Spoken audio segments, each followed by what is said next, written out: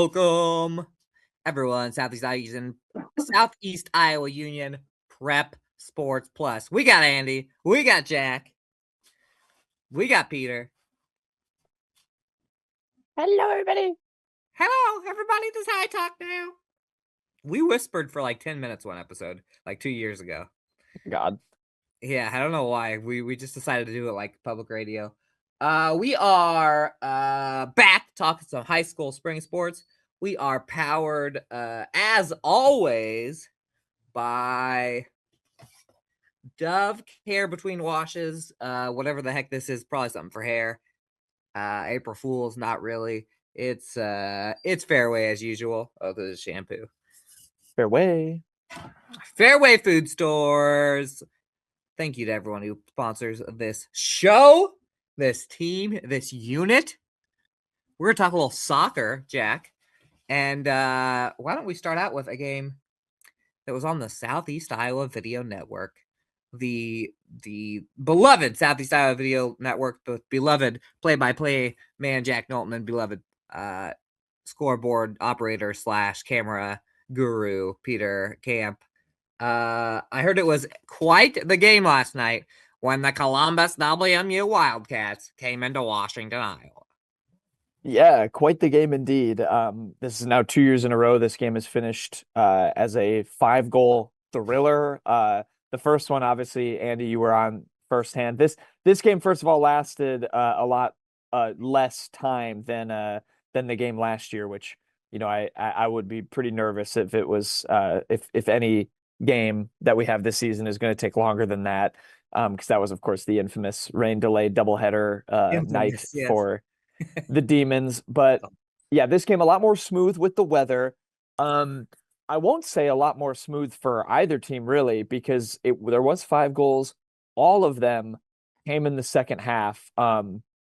Pretty tense first half that was could have been broken open by Columbus when they had a penalty kick. There was a handball called against Washington. I don't remember who it touched the hand of, but nevertheless, Columbus player whose first name is escaping me. Oh, Sachil Villagrana is his name. Stepped up to take it, missed it, fired it right down the middle, right at Braden Tappan, who is the goalie for Washington, who is back this year. He didn't play last season for Washington, played 2 seasons ago as their goalie. Last year they had Caden Reed. And this year now Tappan is back. He made 9 saves in this game, was absolutely kept Washington in it in the first half, saves the penalty. It almost kind of rolled into the goal after he made the save, kind of underneath him. That can happen sometimes as a goalkeeper. He dives on it, gets a paw on it, grabs it off the line, saves it, keeps them in the game. And that ended up being huge because in the second half, Columbus still managed to take the lead. They scored first. Henry Song got a goal off the bench for them, but then Washington responded right back. Ben Kronlage, free kick, kind of chipped it into the box. There was a little bit of a scramble, and they had a true freshman. Oh my gosh, Santi is his first name. I don't have the roster in front of me. I feel so bad. Santi, S-A-N-T-I? S-A-N-T-I. It's not Santi Aldama of the Portland Trailblazers, correct? It is not Santi Aldama of the Portland Trailblazers. Let me scramble and pull up the box score, and I apologize. Here, I'll name some Santi. more Portland Trailblazers I know. Does Aldama even play for the Trailblazers? He sure does not, but Oh. I don't think so. I think he's a Wizard. That's why you watch this show, for that vicious NBA knowledge. He is on Memphis still, actually. Donovan Klingon. Does the Klingon play for? He does. That one's there right. You go. While you look, I'm gonna just name freelance names. I found it, but I was. Here we go. I was just gonna let you keep going. Santi Ramirez. I apologize, Santi, and I think he's gonna be a name that you're gonna get to know because he had a really good game. Freshman for Washington. Just got a foot on it. It was kind of a scrum. Everyone followed the shot. It was a good chip into the box by Kronlage there, and so he gets the goal. 61st minute, they tie things up. Then 7 minutes later, Washington wins a penalty. There's a handball in the box on Columbus, and Kronlagi steps up, puts it away. They take a 2-1 lead, and are back ahead of Columbus. And then a couple of minutes later, 73rd minute, I've learned now they're calling it the Neri-Narek connection. Neri Salazar, Narek Raimundo, the two forwards in this game for Washington. Neri Salazar, really nice first touch on a punt from Tappan, brings it down, nice turn, sends it through ball, gives Narek Raimundo a one-on-one with the Columbus goalkeeper. He buries it. They go up 3-1. And that ended up being especially critical because Villagrana, even though he missed the penalty, which I'm sure he'll be kind of ruined and will be frustrated by, he scored with a minute 40 to go in the game to make it 3-2. So then the final kind of minute, 2 minutes were a little bit nervy for Washington, but the Demons hang on. They get a big time win. They had 4 or 5 matches last year that ended like this, where they were on the wrong side of 3-2 losses, and they only won 2 matches all season, and now come out and win game number 1. I talked with Ben after the game, talked with Sally Hart, their coach as well. And, Ben kind of said off the top, like, the difference with this year's team, everyone really wants to come out and play, wants to work hard and compete. There's a lot of togetherness, it feels like, with this group. They were, of course, very young last year, too, had a lot of returning players. And I think that kind of shows the other interesting factor that will impact going forward, Andy. Washington lost their leading scorer from last year, Edwin Cortez, about halfway through the first half. He got injured, was in street clothes, didn't come back in the game. I actually walked up to him afterward and kind of just gave him a like, are you okay, dude? And he goes, no, it'll be all right though. I was like, uh-oh. Okay. So It'll be all right. hopefully it's nothing too long term, but he Hopefully had not. a good sense of humor about it. But yeah, didn't exactly see what the injury was, but he went down. And so they had, Salazar and Raimundo up there. Edwin Cortez was an all SEC player last year and really talented. So they get it done against the team they lost to last year without him. Really impressive win, I thought, for the Demons, and just gonna kind of get their season started with on the right tone here. They've got 3 more home games in a row before they go on the road. They play Highland next. I'm not sure how good Highland is, but Mid Prairie beat them 10-0. Might say a lot about Mid Prairie potentially on the boys soccer front. They'll be maybe a team to watch here, but I was very impressed by the Demons. Columbus had some talented players on it, and they were able to get it done 3-2 in a pretty dramatic first game on the Southeast Iowa Video Network for soccer. That is. You know what? The Southeast Iowa Video Network has seen some dramatic soccer games over the last year and one day because we just started last year. But I was excited. We got a clip out of Raimundo's goal on. Wait.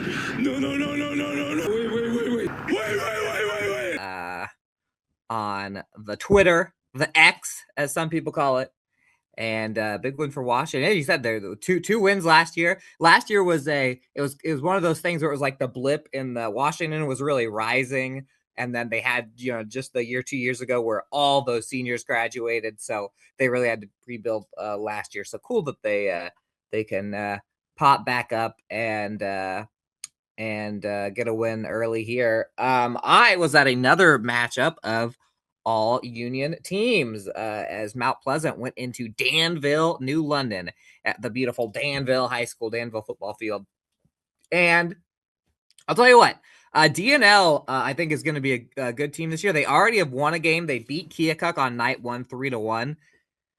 A lot of hype going into Mount Pleasant coming into this year because of their kind of breakout year last year and how many kids they had coming back this year. And it was all MP last night from the get-go. Actually, you know what? DNL, Mount Pleasant dominated the shots to a ridiculous degree, but they had not scored until just under 20 minutes left in the first half.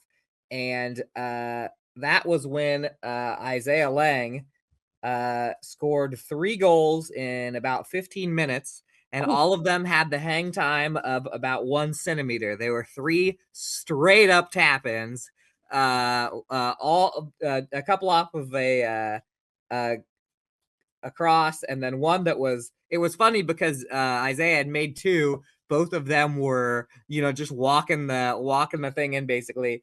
And then Brandon Velaz darted through a few defenders and tried to pop it over the keeper's head, hit the crossbar, and bounced directly into where Isaiah Lang was running towards the goal, and so he had a third tap in, which was pretty great. He was not even a forward last year. He's moved from defender to forward, so he'll started his scoring career early. Dylan White had a long goal there, and then Veloz had a goal as well. So it was 5-0 at halftime.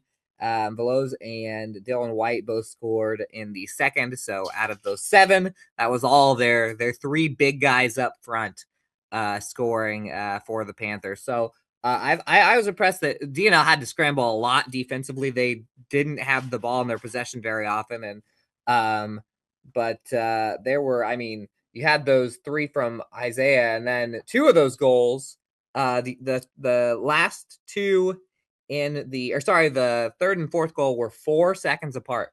Dylan White's goal was right off of the jump after Mount Pleasant had just scored. So Panthers roll in this one. They should be very good this year. Now, I did get confirmation on a one thing that seems like Mount Pleasant has jumped up to 2A in soccer this year. Mount Pleasant's one of those schools that's always kind of on the bridge. And last year they made it to the 1A sub-state. Seems like they will be in 2A when everything comes out, which is bad luck. Honestly, you're playing a lot of big schools when you're 2A. But good start for the Panthers. And it kind of one of those things where you really just play a 1 or 2 non-conference games before you get into the big games for league play. So I need to look up how the Fairfield Trojans. You got any info on any other soccer games last night? Fairfield was in Central Lee. And yeah, I mean Highland and Mid Prairie played. Like I mentioned, that was all Mid Prairie roll into a 10. I think it was a 10-0 win. It ended up being for the Golden Hawks. Fairfield does not look like played yesterday. Oh, they got it postponed because of the rain. I didn't hear anything on it. That Highland Mid Prairie rivalry, Mid Prairie had won like 10 in a row, and Highland broke that last year. So Mid Prairie back on top. Back on top. We're gonna have some fun this year, and hat trick for Matthew Troyer in that one. 2 goals each for Peyton Fox and and Jackson Gingrich. There we go. That one was Kale Miller scored. Luis Garcia also scored. I believe that one was in Riverside, right? That was at Highland this year. I think it was at Mid Prairie last year. It was indeed. It was indeed. No Waco last night. Who was I looking for? There's one more soccer game. Oh, I'm gonna check on the. Oh no! Wait a minute. I think that was it. That's right. Sigourney Kyoto and Waco play on Thursday, which trips me up because it's another Union area battle. I thought there was another one. But they don't play until Thursday, and guess what? Lucky for any Sigourney Kyoto or Waco soccer fans watching this, because if you're watching this when it comes out, it's Thursday right now. Sorry, I got distracted because I posted an April Fool's joke on Facebook, thinking that like maybe 5% of my Facebook friends would get tricked on it, and it turns out about 100% of them. So I was fielding texts during your talking about the Washington game. Like, oh man, maybe that came out too serious. Yeah, Thursday, got Clear Creek, Amana, Mount Pleasant, Fairfield, Central Lee, Sigourney Kyoto, Waco, Highland against Washington. That'll be on the Southeast Iowa Video Network. Mid Prairie is playing a state qualifier from last year, Williamsburg, over at the Wellman Rotary Fields. The Berg. I'll tell you what, I do like how our soccer teams kind of clash. The non-conference games are a lot of our teams playing against each other right away in boys soccer. Give us a little idea. Give us a chance to go see a couple of teams early. What we've also been seeing is a lot of track and field. And when we come back, Jack is going to tell you about the Steve Roth Relays. That's right. So don't go anywhere. Don't go anywhere.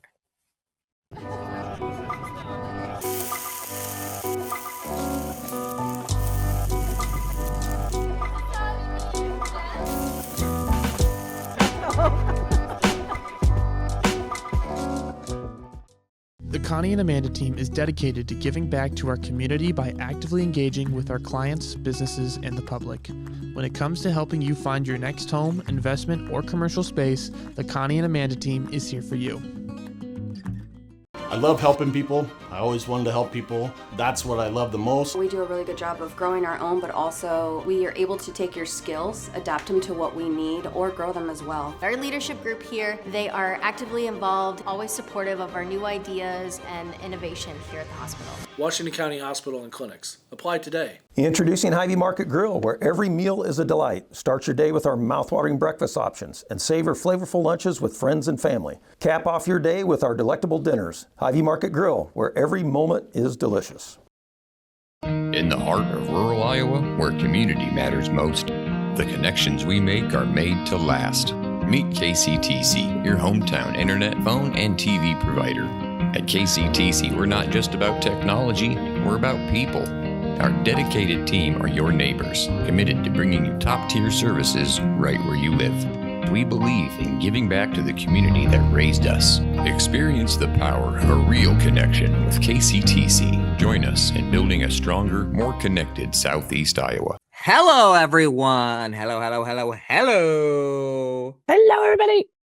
Hello, everybody. Hello. Who's out there? Southeast Iowa Union Prep Sports Plus. Everyone, please do us a big April Fool's Day favor. And don't be the fool yourself. Take this, whatever you're watching it on, Facebook, YouTube, you found a link on X, and share it. Tell everyone that they need to be watching Prep Sports Plus. Smash that like button. Smash that like button. Smash that share button. Google Prep Sports Plus main competitors. Find the advertising list for those shows. Call and complain about those shows. Make up lies if you have to. Call do the FCC anything. about them. Call the FCC on our I don't think I can competitors. tell people to do that. Call them and do anything you can, morally or immorally, to make sure this show one day is the show that is the leader in sports entertainment today. You can love it. Wait, how does it go? Tell them that whether you like it or you don't like it, learn to love it, because it's the best thing going today. We're going to talk a little track. April Fools. We're going to talk a little track. And Jack was at the track on Thursday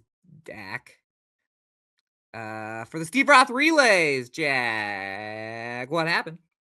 What happened? Lightning happened at the very end. That was insane. Yeah, first time going to the Steve Roth Relays. Very cool event to cover. I was pretty moved by it. I ended up kind of leading my story with just a little bit about the organization of the event. I'd been told so many times about how smooth of a meet it was, and why, just the fact that so many bigger schools come in from Iowa City and a few from Cedar Rapids as well come down to Washington to participate in this meet. And, kind of wanted to talk about why. So that was pretty fun to watch and just see how a meet like that was operated. And obviously, including JV and freshman teams, I think there were 32 teams in total, which is just pretty cool to see. You've got Mike J, one of the premier voices of track in the country, calling it, and makes it a pretty fun atmosphere. So that was great. There was lightning in the last event of the night. I was actually up in the little mini press box they had at the time, and all of a sudden just a big white flash comes over the field and everyone just scatters. There was no waiting 30 minutes. We were on the 4x4s already. The meet was over.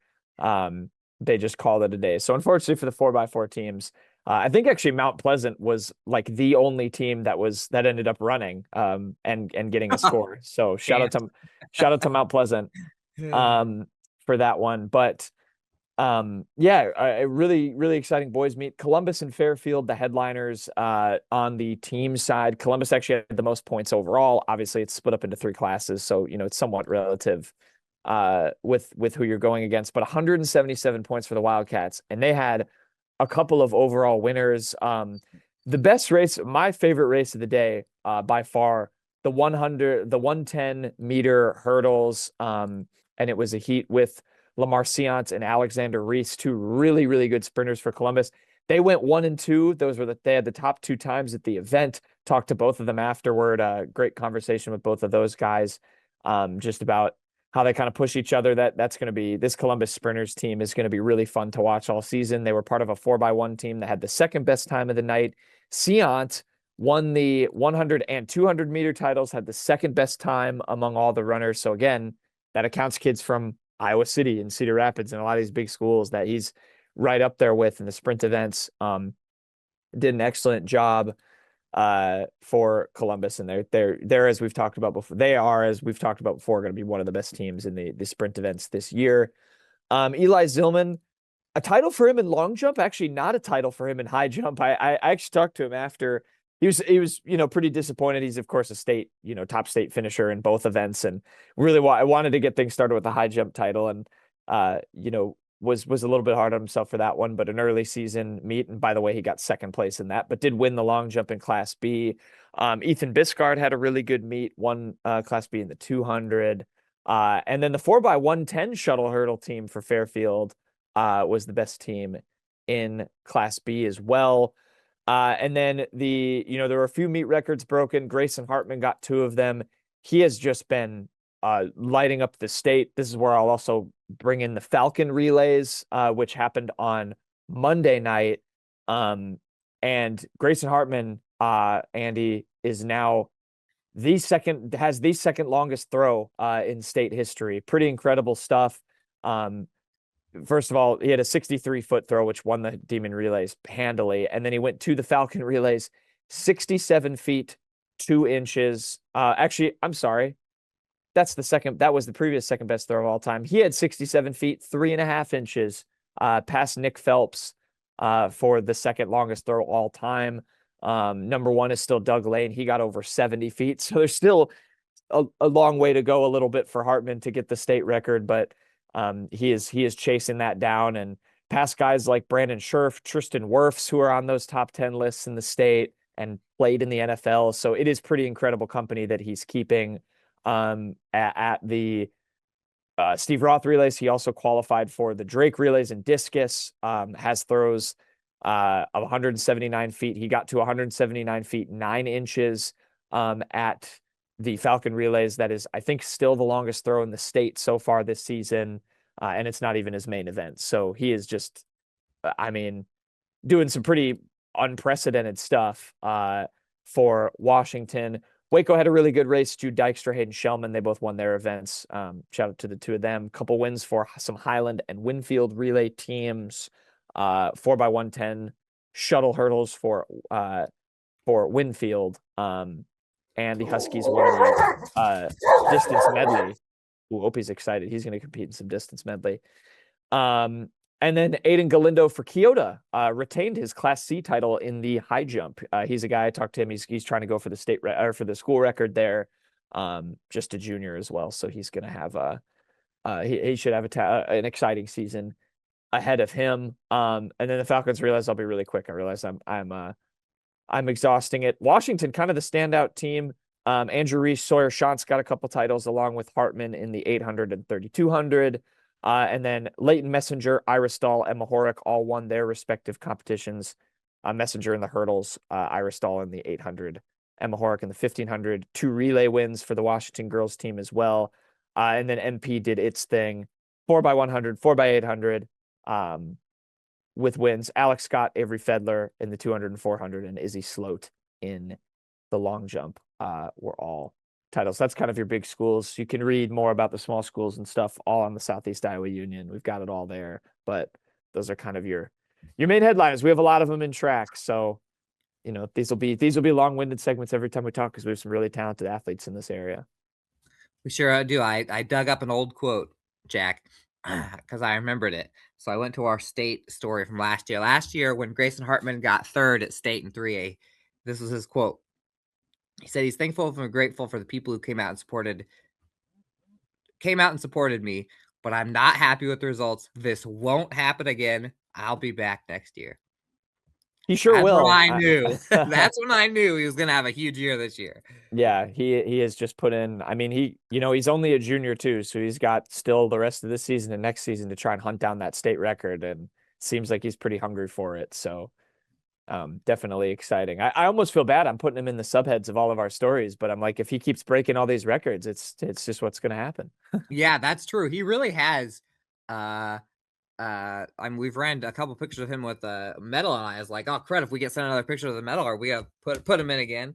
But we are getting kind of into that sweet spot where we're gonna have we have so many. I mean, we have a lot of top notch like, and maybe I say this every year, but we have a lot of they could be a state champion kids this year, a ton, like so many that it's hard for me to even name. And so which of course is going to translate to Drake, because that means that we're going to have a lot of Drake qualifiers, and we already do have a lot of kids that are up towards the top. So I'm excited about track this year. As I always say, you guys could just go back and find this show at the same time last year and hear me talk about how I'm excited, because I don't know, we're going to track Southeast Iowa, man. It's just it's the track capital of the universe. When we come back, we're going to talk a little bit about golf started a little bit, and then we're going to read off who is winning our 2026 bracket challenge. It's only down to a couple of games. Stay tuned. You do not want to miss it. Attention Hy-Vee shoppers, introducing Hy-Vee Perks, your ticket to exclusive savings and rewards. Access exclusive perks, prices, earn gas discounts, and unlock special deals. All this for free. Join Hy-Vee Perks today and start saving. At Seafirst Credit Union, we're all about making connections, like how we connect you with a flexible financing you need to install that all-season room or remodel your kitchen with a home equity line of credit. Connect with Seafirst today and see why together is better.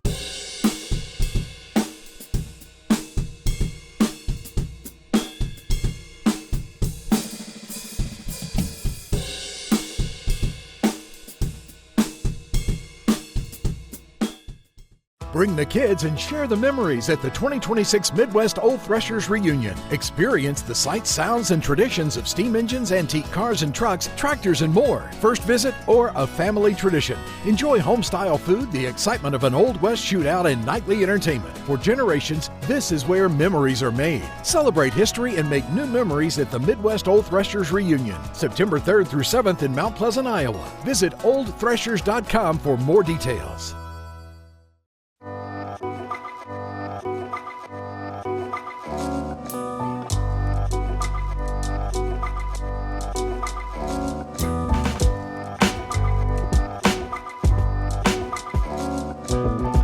Hello, everyone. Welcome back. Prep Sports Plus, powered by Fairway Food Stores and all the lovely, lovely advertisers that support our show, our lives.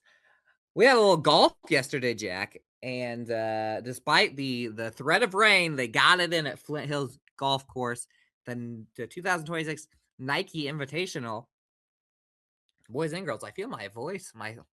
I feel my voice starting to go. I think I'm getting cold. What do you think, Peter? Or what do you think, Jack? Boys or girls first? Do the boys' results first. We're gonna go with the mans. And by the way, we don't have full individual scores yet. I'm gonna have to. Those will be in the paper. Southeast Iowa Union team scores.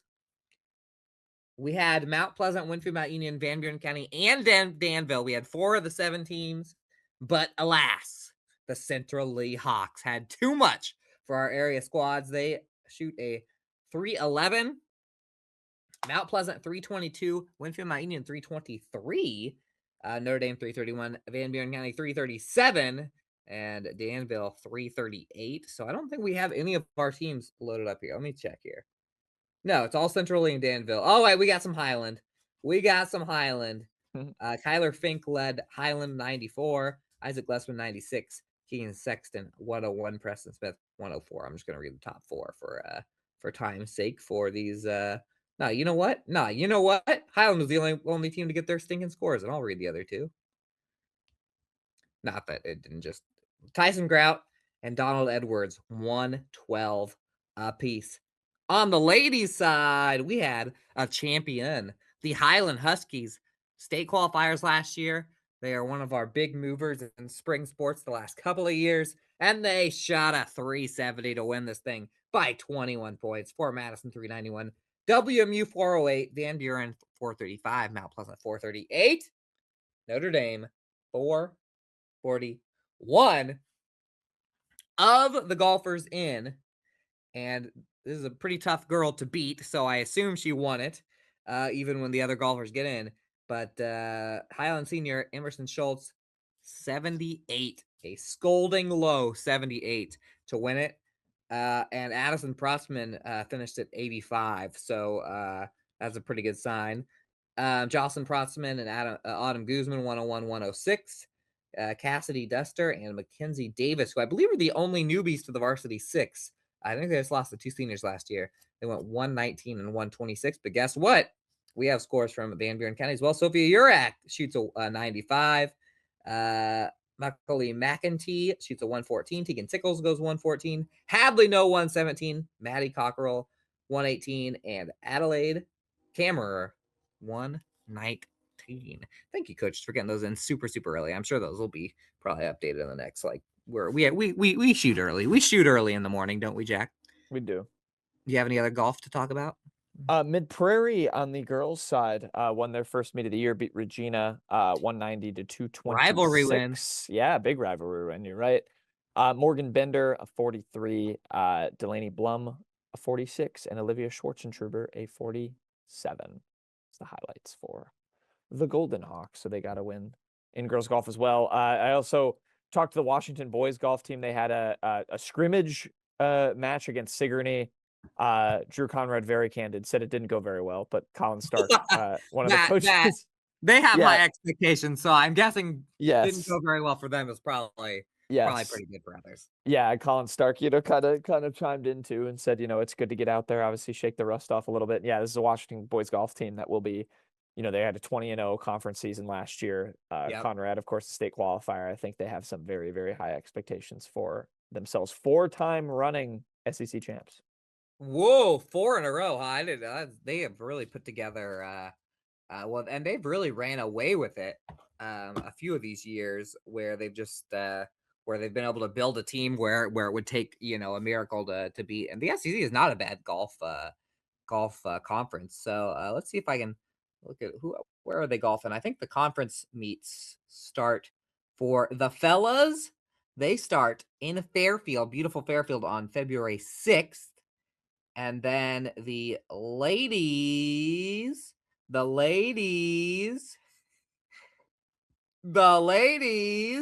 come on, Varsity Bound. Come on, Varsity Bound. They also start on the 6th, but I was going to try and figure out where the heck they were. What if I just scrolled through here? The ladies are golfing in Washington on the 6th. So there you go. And who are the teams that are competing in that? The Southeast Conference. Yep. It's for most of the first meets. For a lot of them. I like that they do that. Way easier for us than putting in like 8 different tournaments. You got Jack, I almost forgot. It is time to read off our top competitors going into the Final Four for the 2026 Bracket Challenge.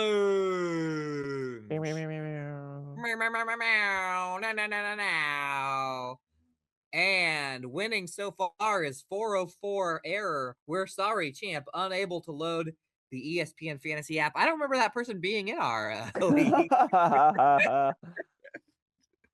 Hold on, I'm clicking again. I have it up, dude, if you want me to. You go do the boys, I'll do the girls. Boys side, Todd 2 is your current winner with 900 points. Actually, it's a tie. Two-way tie between Todd 2 and Colin's bracket. Colin Stark did pick Duke to win the whole tournament, though. Ooh, and they lost. Can you get any more points? This is max? Yes. He can get his max. So unfortunately, Todd 2 is max 1380. Colin Stark max 1060. Oh. Kurt's special bracket is in third. 860 currently. Ooh. He can get 1340 as his max, though. He picked Michigan, didn't he? Watson. Also picked Michigan. He ruined my chances because I picked Michigan. I'm dead. There you go.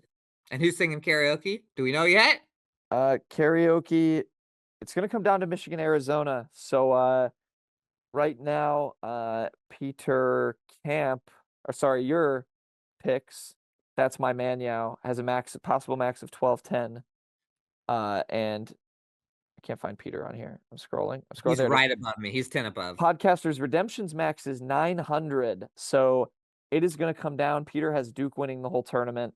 His champion is out, but he does have Arizona in the championship game. You have Michigan winning the whole tournament. So if Arizona beats Michigan, it might be you. If Michigan beats Arizona, it will be Mr. Camp.